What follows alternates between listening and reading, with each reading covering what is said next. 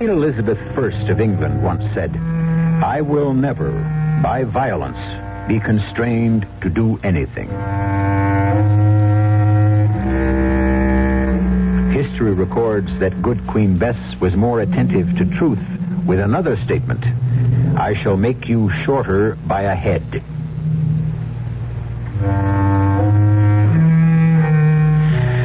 The lady had more violence in her than she dreamed or admitted, just as all of us do if we face the truth.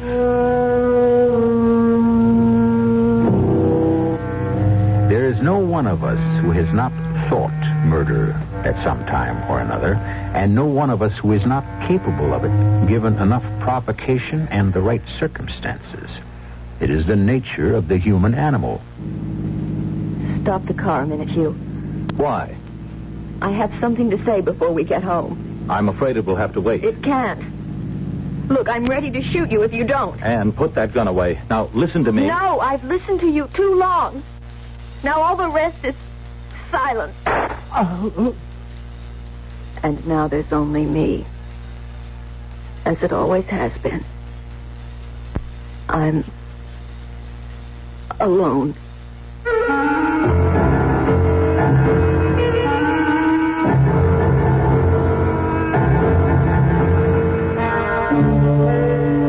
Our mystery drama, The Infernal Triangle, was written especially for the Mystery Theater by Ian Martin and stars Morgan Fairchild. It is sponsored in part by Anheuser-Busch Incorporated, Brewers of Budweiser, and Time Magazine. I'll be back shortly with Act One.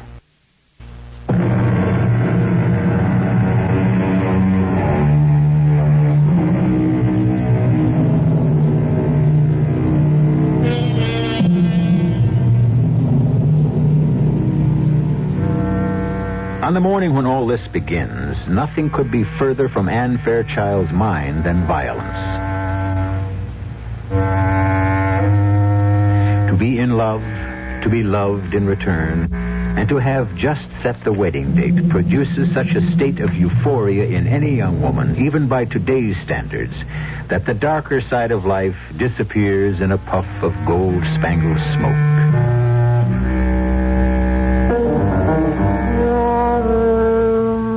Unfortunately for Anne, that smoke is as impermanent as castles in the air, and the forces of darkness are brooding and gathering to descend, bringing with them a disaster beyond her wildest dreams. Good morning, Anne, sweetie. How are you? Morning, Daddy. Well, good heavens, that's enough love to last for a month. Forgive my enthusiasm, but this is just the best day that ever happened. Have I got news for you? Well, that makes it nice because I have for you, too. But you first, before you explode. Now, is it Hugh? It is indeed. Hugh Denning, the most gorgeous man who ever existed in this whole wide, wonderful world. He wants me to marry him. Well, I take it you accepted. I did, indeed. Oh, Anne, I'm so happy. I think it's great. Well, when's the big day? How soon do you think you can get someone to take my place? Never.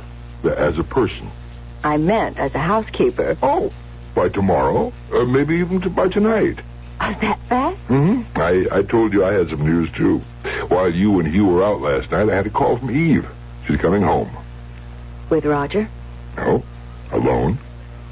Oh, they went through with the divorce? Mm-hmm. Yes. Well, don't look so concerned, honey. It isn't her marriage that concerns me. It's Eve. Well, I think Sister is strong enough to weather it. I know darn well she is. I know just how strong Eve is.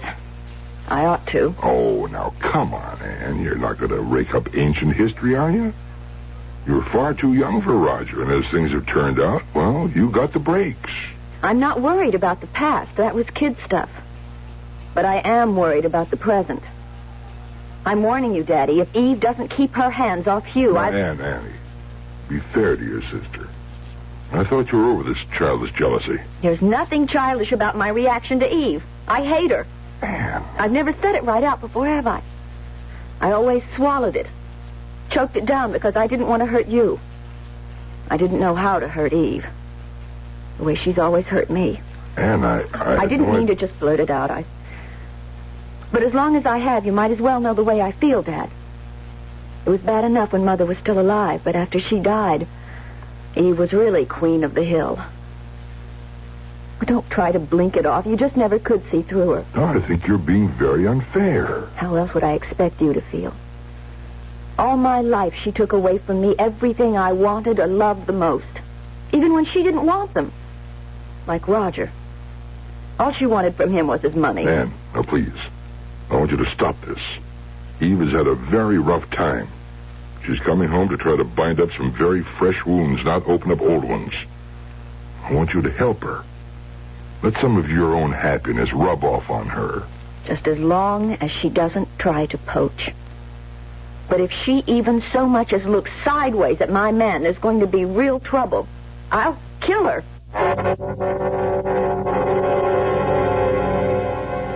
Of course, I don't really mean what I just said. I don't want to hurt anyone. I just don't like being hurt myself. And Eve is a past master at that. Oh, it goes back so long I can't even remember where it started, or maybe it just always was. Partly because I wasn't pretty as a child. Mom tried to make it up to me. But the main thing I got out of it was hating the story of the ugly duckling, because I never could believe it was true. Till I grew up. And I was beautiful. Even Eve finally had to admit it, although the way she said it, I never knew if she was telling the truth or not. Like now, when Dad and I met her at the airplane. And, darling, you look simply ravishing. How do you do it? Oh, I guess the ugly duckling just finally grew up, Eve. Oh, you weren't ever ugly. You're the only one that ever thought so, right, Dad? Right, Eve. Anyway, you're still just as beautiful as ever. Me? I look ghastly. You don't realize, little sister, how lucky you are I took him away from you. I'd still rather have made up my own mind. What's the matter, darling? Still carrying a torch for Roger the Roamer? No. You successfully snuffed that one out for me. But you don't have to worry anymore, Eve. Anne here has someone to carry the torch for her for a change. How marvelous. A new lover. A man who's in love with me. And better than that, from a father's point of view, wants to marry her. But that's wonderful. When? We haven't set a date. Oh, I can't wait to meet him. His name is Hugh. Hugh Denning. And I wish you didn't have to. Didn't have to what? Meet him. Ever. I want to warn you, Eve. This is one I'm not going to let you steal.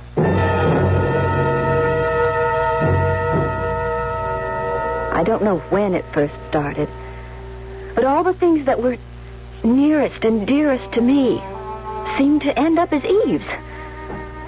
A teddy bear I once treasured. Skates I got one Christmas. Dresses, clothes. Eve got all the ones I wanted. I got the leftovers. And then when we were old enough, boys. Anyone who came to see me always ended up trying to date Eve. Now she was back again. How could I hold on to Hugh? So you're Hugh Denning. I can't deny it. And you're Eve. I've heard a great deal about you. Oh, I wish I could say the same about you. But I'm willing and anxious to learn. I'm here too, remember? Of course, Anne. You're not forgotten. Never for a moment. It's just that this is a big moment. And the man I'm most anxious to meet. Eve, I warn you. I think maybe it's time we all went into dinner. Huh? Not that I mean to interfere, Anne, but don't you have everything ready? Why, yes, Dad. Suppose you and Hugh sit down, and Eve will help me bring the things in. Eve? Oh, of course. You'll excuse us, Mr. Denning. It's Dr. Denning, Eve. Oh, I'm sorry. I didn't know. I guess I have a lot to learn about you. Are you going to help me in the kitchen? Of course. We must have a nice long talk after dinner, Dr. Denning. Good. I'll look forward to it. Eve, you're not going to start it again. Start what? I told you to lay off Hugh. Oh, for heaven's sake, Anne. What's the matter with you? I'm just trying to get to know someone who's going to be a member of the family.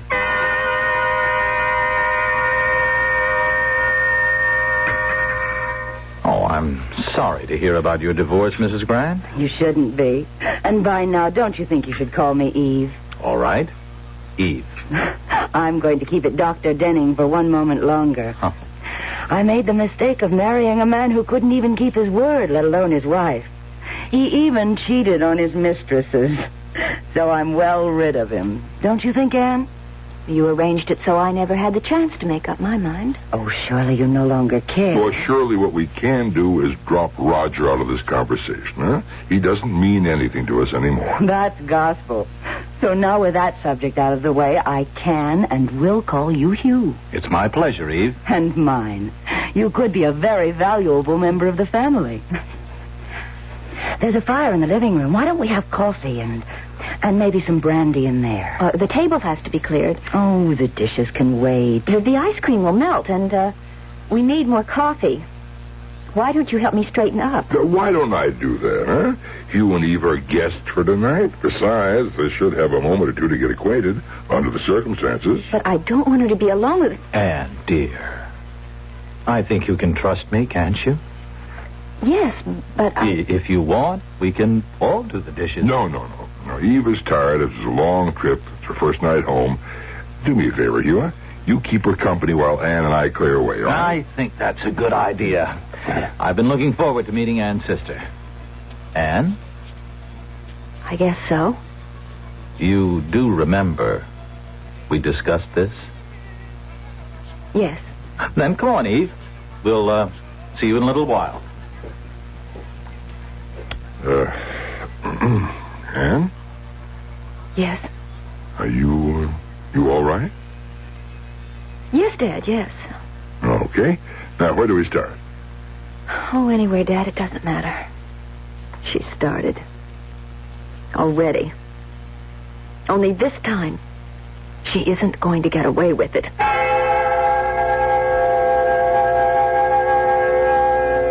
But how was I going to stop her?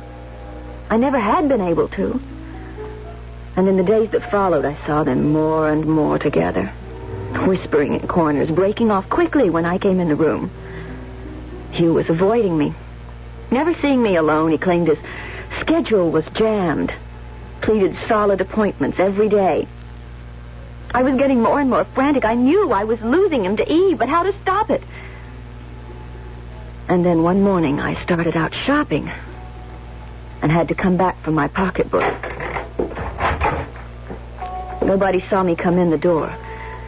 Upstairs, I could hear a radio playing. And as I climbed the stairs, I realized it was coming from the bathroom Eve and I used. I glanced at my watch. 11 o'clock. Sure, just getting up. And as usual, playing that darn radio while she had her bath, in spite of the fact that Dad had warned her how dangerous it... And suddenly, I saw how it all could be. Only first, I would give her one more chance. Oh, who's that? Me, Anne. I'm having a bath. Do you mind? What are you turning the radio down for? I want to talk to you. All right, Anne, later. No. Now. I just want the answer to some questions. Are you going to leave Hugh alone? I don't know what you're talking about. Don't lie. You're just trying to steal him from me. You must be crazy. Just as you have everything else I ever wanted. So this is your last chance. My last chance for what? To promise to stay away from you. If you don't, I'll kill you. Oh, don't be ridiculous. I don't care about Hugh. You're lying. Oh, what is the use of talking about it? It wouldn't change anything. There's only one thing to do. Anne, what is it? You didn't want me to turn the radio down? All right. How's this? Listen to it. Listen to your swan song. I'm getting you out of my life forever. Anne, no. No.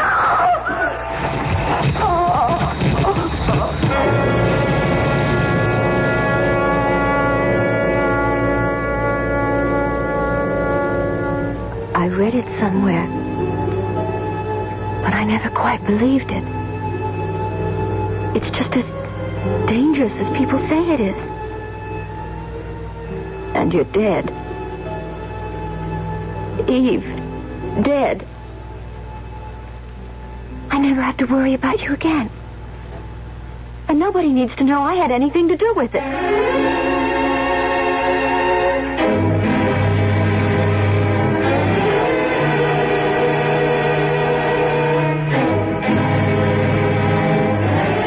In spite of our knowledge about the danger of certain electrical appliances, too many people die from accidental electrocution every year.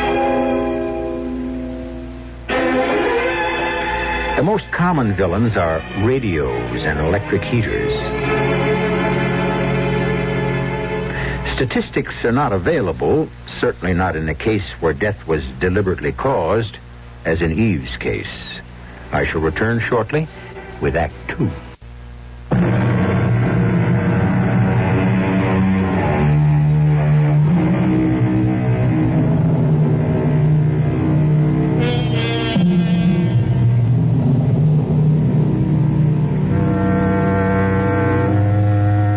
The shocking crime that Anne Fairchild has effected is not the end of her problems, but only the beginning of a new set.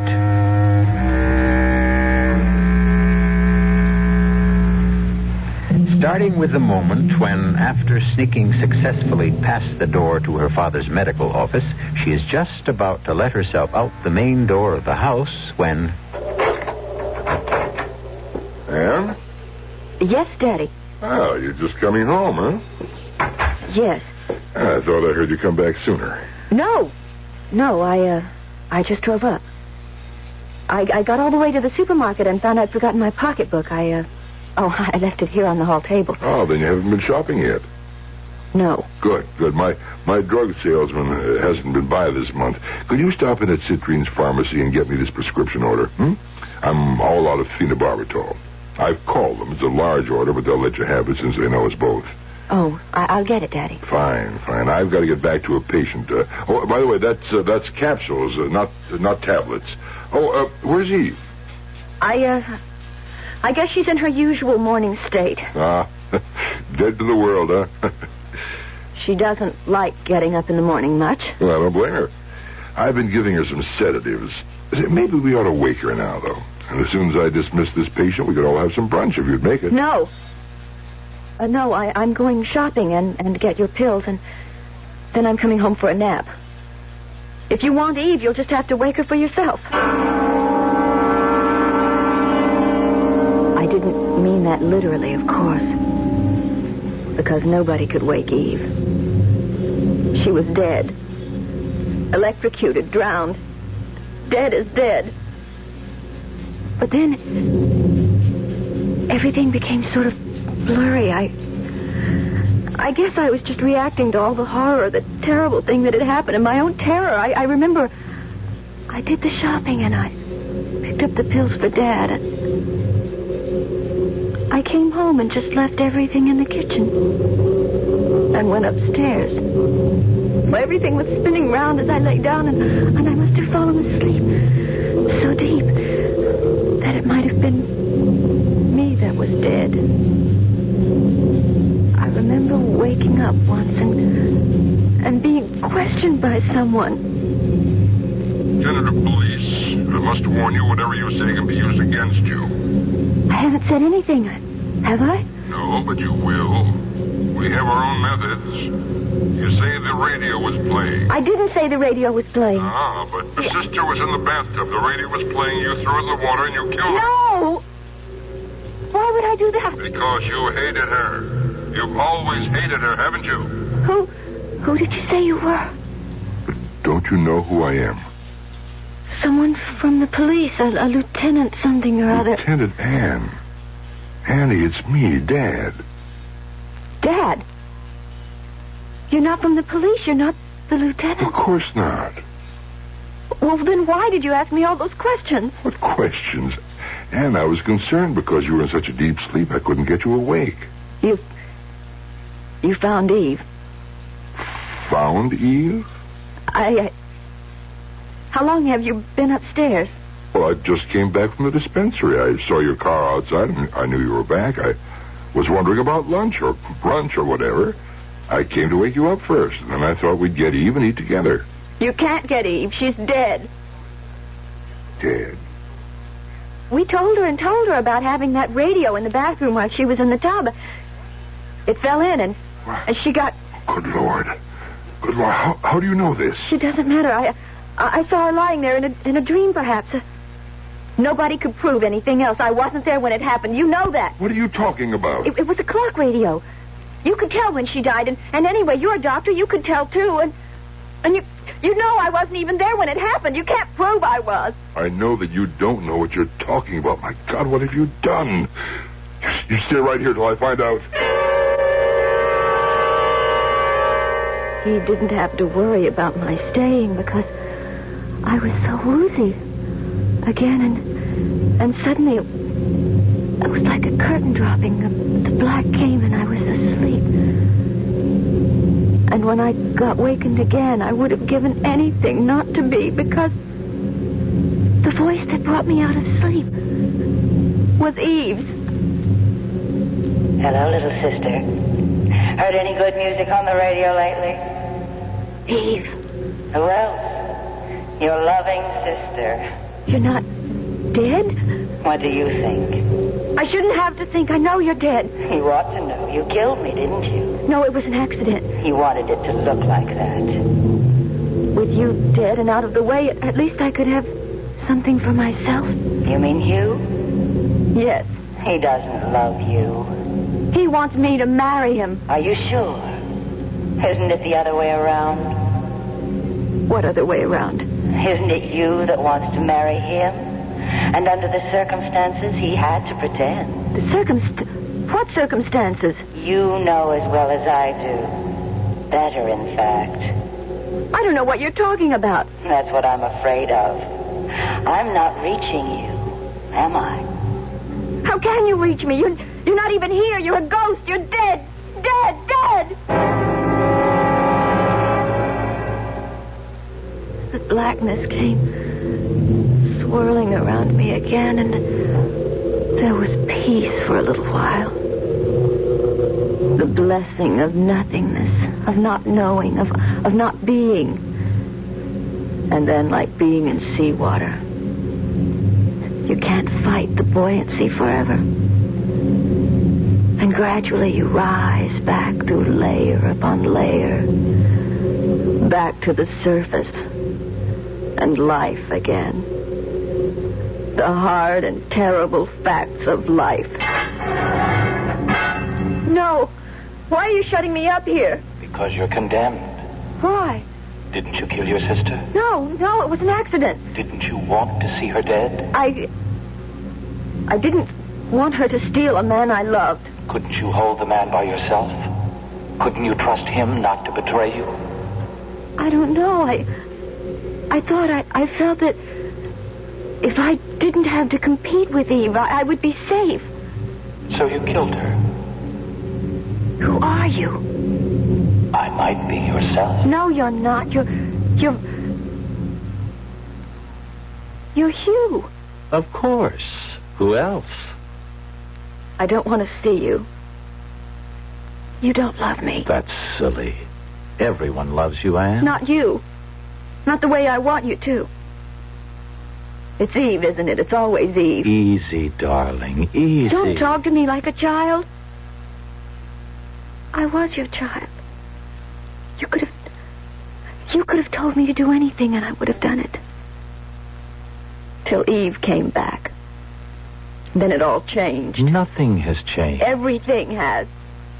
I didn't want it to. So I killed her. You know that, don't you? It was an accident. Oh, no.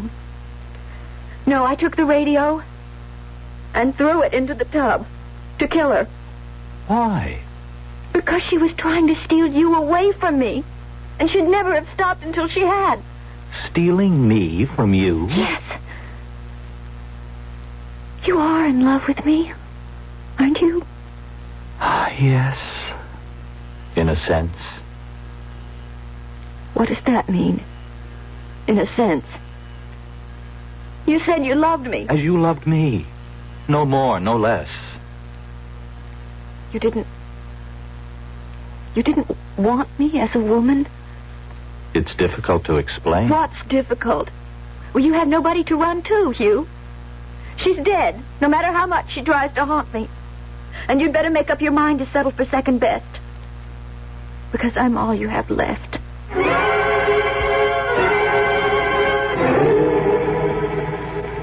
He doesn't want me. He never wanted me. I killed my sister to keep his love, but that wasn't enough. He doesn't love me. He never will. It was all a lie. So now I know I have to kill him, too. That's why I brought the gun. Daddy's gun. The one he keeps in his office. I want to go home, Hugh. I don't know about that. Am I arrested? Locked up? Am I accused of anything? No, not yet. Then can't I please go home? Would you promise to behave yourself? Yes. And how do I know you'd keep that promise? I don't know. Wouldn't you see that I did? I can't control it, Anne. You have to be the one. Please, I'd be safe with you, wouldn't I? But is anyone safe with you? Oh, damn it, I'm going to take the chance.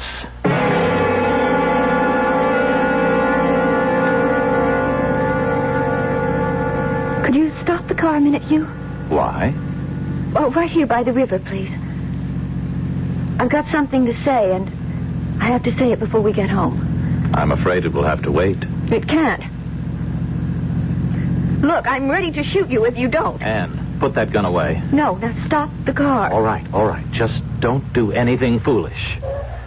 Now, what is it you want, Anne? Something so simple. Just one thing that was all mine. Just mine. A doll. My skates. My father's love. Roger as a lover. And then you. You most of all. To be my husband, my lover, my man. Eve took them all from me, so I thought that if I killed her, then I'd be safe. Now I see it was all for nothing. Because even though she's gone, you don't love me. I still can't have you. So no one will. Anne, listen. You've got to listen to me. No. I listened to you too long. Now all the rest is silence. Oh. And now there's only me, as it always has been. I'm alone.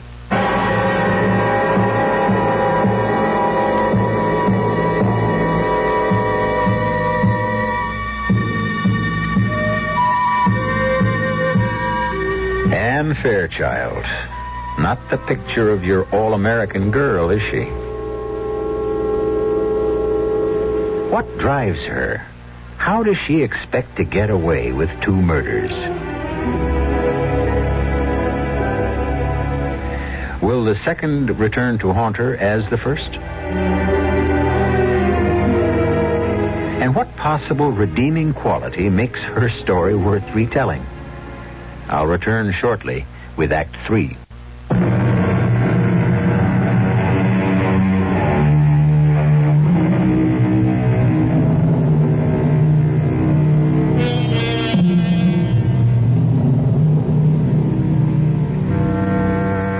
For a long time, Anne Fairchild sits looking at the man she has ruthlessly killed. She is immobile, frozen, except for the tears which run silently from her unblinking eyes. For the moment, her body is as dead as Hugh's. Only her turbulent mind is alive.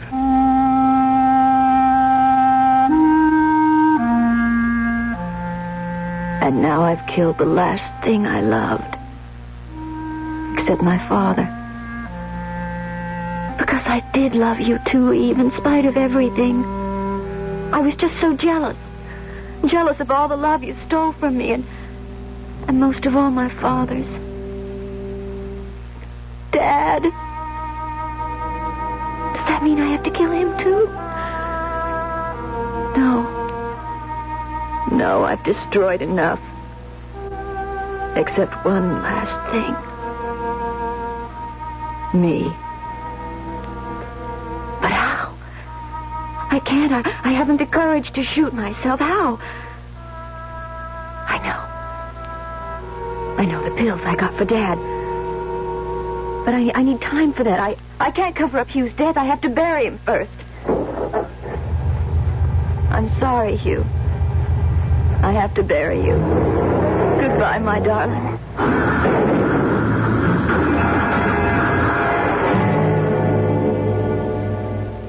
I don't remember how I got home. Somewhere I must have fallen because my stockings were torn and I had bruises on my elbows. And there must have been some rain because I could feel my hair plastered to my head. It's funny that I could feel anything outside. Because inside, I was dead. Dead as Eve and Hugh, and as I hope to be soon myself.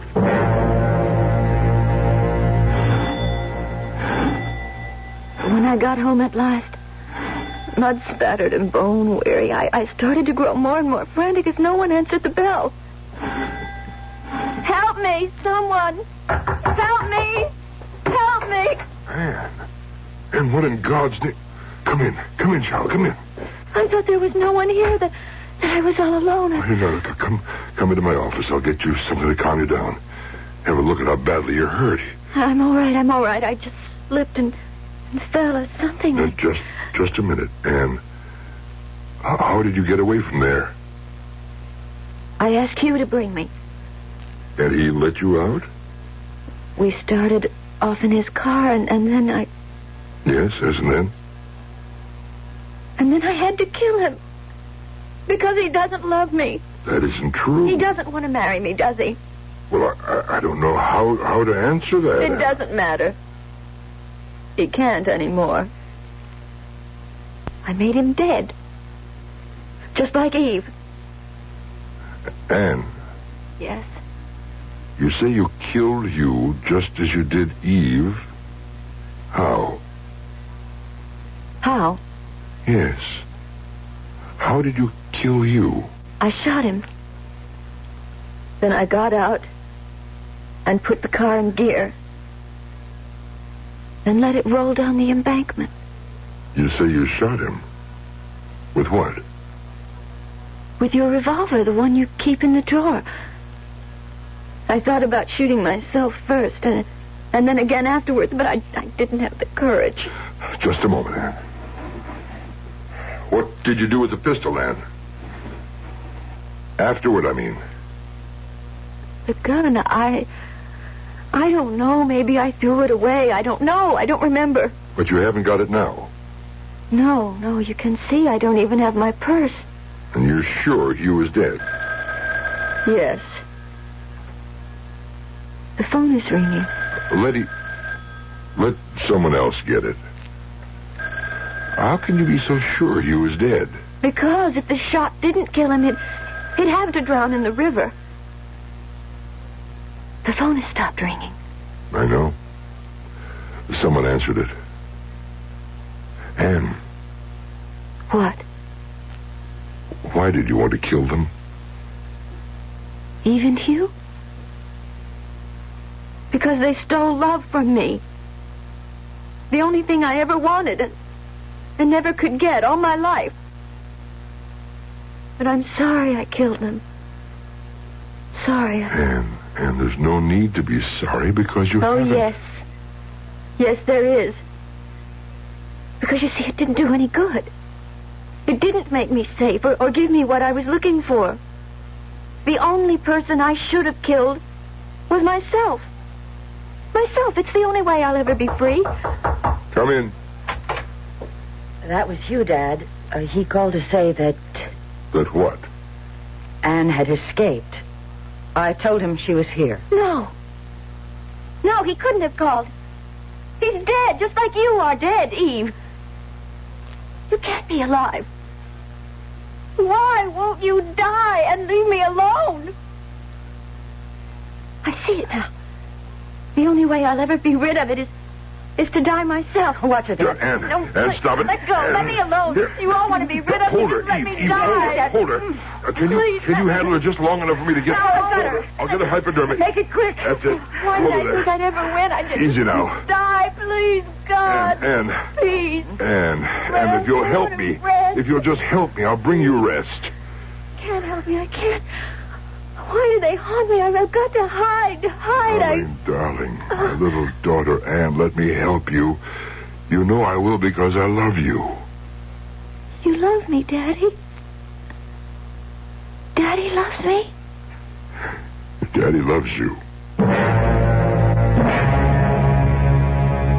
And then the dreams, stretching backwards through all my life, swirling back into the past, darker and darker, till finally I came to the darkest moment of all. I don't know what age I was, very young, 8 or 9 perhaps, and I woke up and couldn't sleep.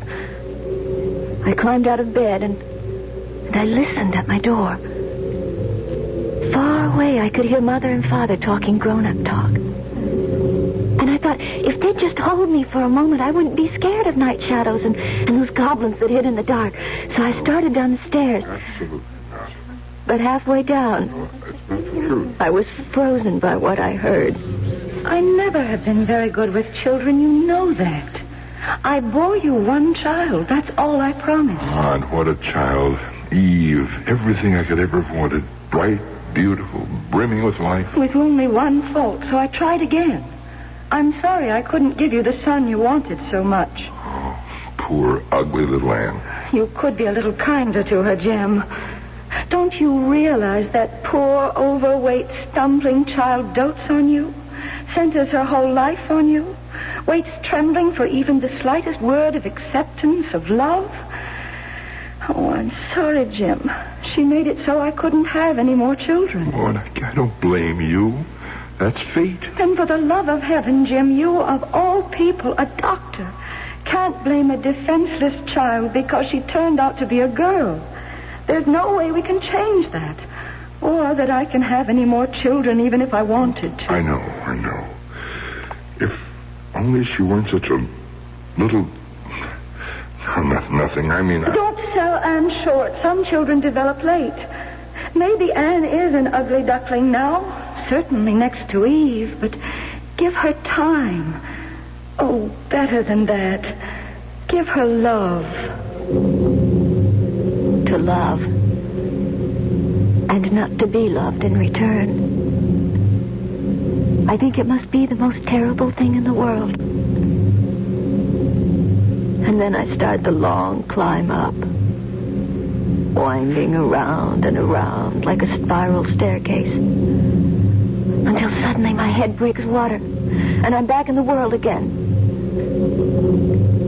I slip out of bed a little unsteady and steal downstairs into Daddy's office. The phenobarbital is in his cabinet. And then they were doing things to me. I could only hear their voices as though they were at the end of some long tunnel. There's nothing more to pump out. We've got to keep her moving. Eve, get all the hot black coffee you can. Your father and I will keep her walking. Oh, please,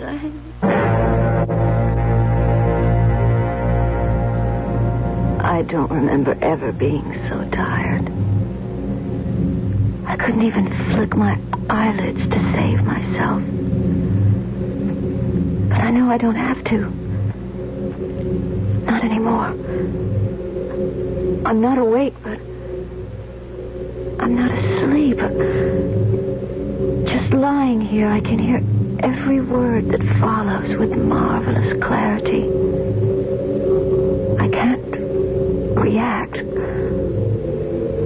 but I can hear. I can hear. You mean Anne actually thought she had killed me? And you, Dr. Denning? Well, Anne's been hallucinating for a long time. Ever since Roger chose you instead of her. Oh, I still can't believe that Anne would go to pieces over that. It's been coming for a long time. You thought he had it under control till the accident of your coming home. You mean Anne's right? I caused it all. No, I'm the one to blame. Nobody is to blame.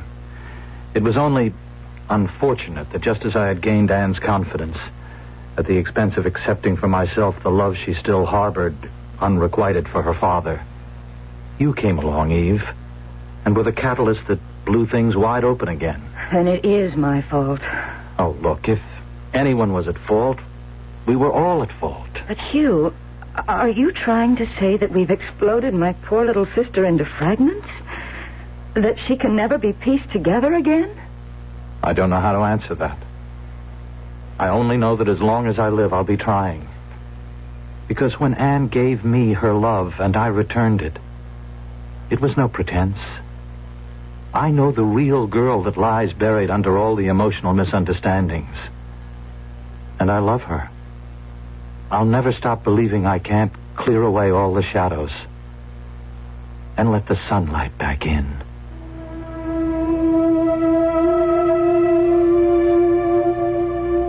I guess there's a long road ahead. But I don't care. I know I can see my way because there's hope. Hope. That lovely word.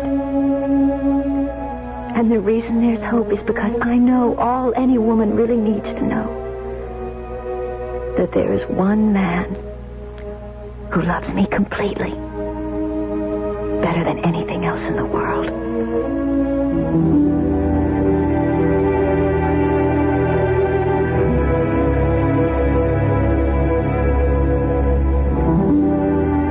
In a way, this hasn't been a story at all, because most of it was never told. We only heard Anne's point of view, which was mostly illusion. So, rather than a story, we might call it a vista to a girl's mind, to a place of shadows that suddenly faded in the light of truth and understanding.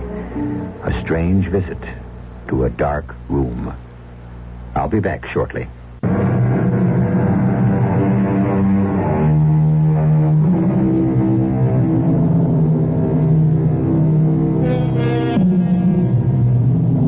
At one time, it was considered absolute heresy for an analyst to have any personal contact with a patient. But we're a more permissive society now, and Hugh Denning is not the first psychiatrist who has married one of his patients. Of course, Anne is no longer a patient. Analysis had brought her freedom to understand and control her life and be a whole woman. And there is no question that the whole experience has made Dr. Hugh Denning a better analyst. So, everyone gained, and Anne's hope became reality. Our cast included Morgan Fairchild, Joe Silver, Catherine Byers, and William Redfield. The entire production was under the direction of Hyman Brown. And now, a preview of our next tale. Helen, what is it? No. Oh, no. No, come on, look at her. Help me. Face it.